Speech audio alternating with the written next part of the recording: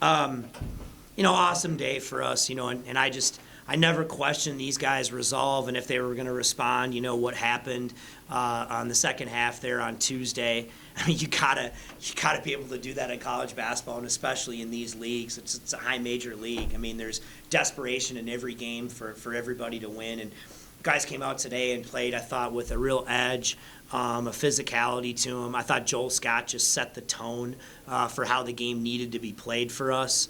We were really aggressive, attacking the lane, and it was awesome. And our guys got back in transition. We challenged shots. We did a great job on the glass tonight, all the things that it takes to win. And, what's interesting, we really had a poor perimeter shooting night. They went to the zone defense, and I don't, correct me if I'm wrong, I don't think we got really bad looks. It was just kind of one of those nights we just could not get a perimeter shot to go down. But that's life sometimes. Our guys stayed with it. They stayed poised and got a great win. It was really like a week back you said you wanted to establish a really physical style of play, and it seems like they bought into it. Tonight you kind of played like bullies. I think we always talk about love the paint, like the three. I mean, I think establishing something in the paint is a big deal. You can live by the three, die by the three, and we didn't do either tonight that way, but which was great. So I thought we were aggressive. They were struggling to guard in the interior, and I thought that's obviously they decided they had to start the second half in the zone because they were struggling to guard us inside. And again, I can't say I thought we attacked it poorly, but it was what it was. But we kept getting stops. We kept finding a way to hang in there, and it's hard to complain about a 20-point win. I mean, it's not uncommon for you guys to outscore your opponent in the paint, but to really dominate the boards too. You get 27 rebounds in the first half, which is more than you've had in some games total. Yeah. Is it the complete package that you really liked about it? Yeah, I mean, I think so. I mean, to be honest, we didn't really do anything different as far as emphasize offensive rebound. The emphasis was transition defense here. I mean, this team is really good in transition. That's what they do. They rim run, they push it, they attack the lane. But I just thought our hustle was great. When we found ourselves under them, we made great decisions. We went and got the ball when we could. We got back. We got our defense set, and I thought they did both, and just we had a great fight. We had a great fight here today, and a huge game for us. They're all massive, in this league, and our guys came out with the mentality they needed. You guys have had success with some of these D2 guys coming up. It seems like Patrick, Chandler the year before. It seems like this time of year they really seem to find a rhythm as they fully, adjust, whatever you want to call it. You seen some of that with Joel, of kind of realizing a lot of things he's done before?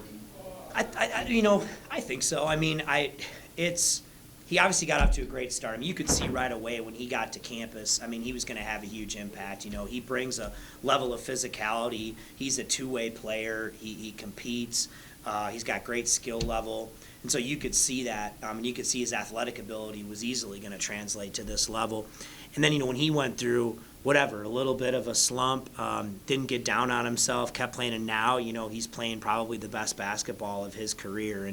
But I agree. I mean, as they get more and more comfortable here as the year goes, they realize, man, I can keep doing this, night in and night out. I think you're seeing that too from Patrick. I mean, man, Patrick, guys, like he could have easily tapped out today and not played. I mean, he could have, and so he showed a lot of toughness for this team. I mean, he turned his ankle and didn't really practice at all the last couple of days, but there was no way he was going to be a scratch here today, and that's a tough dude right there. Obviously, you guys want to win every game, but given today representing the cancer patients, do you feel that energy within the locker room? Like, do the guys have added motivation?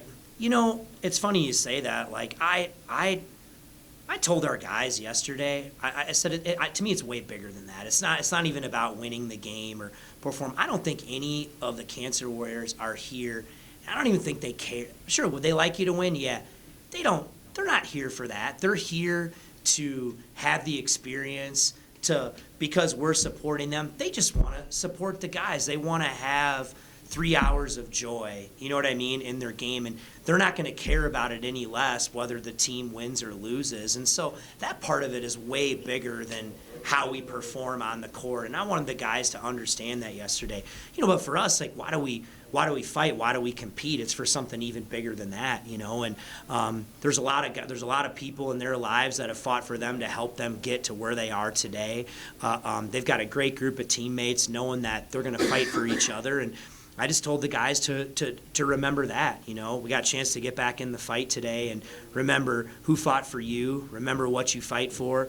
And if it's the person on the back of your jersey, that's awesome too. But, you know, and then I want our guys to go out there today and really enjoy putting a smile on people's faces, you know, make the connection and understand that we're pretty blessed to have this kind of stage, you know, bring people together, sold out crowd here, and to use that platform to do something like this. Not everybody gets to do that, and I wanted our guys to appreciate that.